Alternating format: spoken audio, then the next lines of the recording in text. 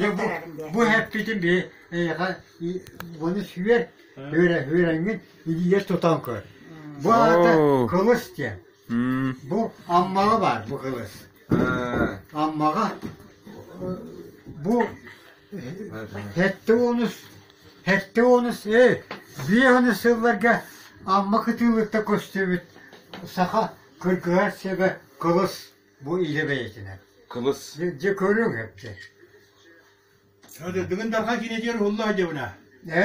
Sen Allah Kotakoy Bahadır diye hediye bahadır babası. ce bu. Onu ce bu. Bu yine bitti. Ce bu ce bu.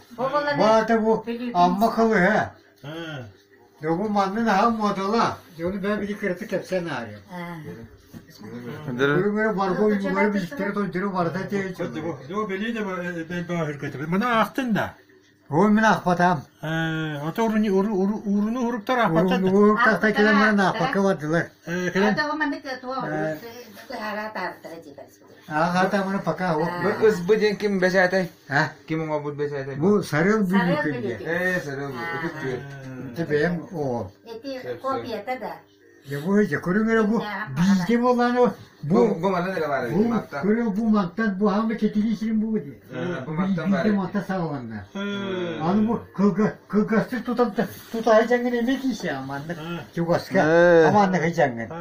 Onu onluk tutayacaksın emek işi. Bu zamanda Ödürüde basarda tüşüğü böyle ola bunlar. bu mattan battı bu. Olak değil o var. Hep tere bu.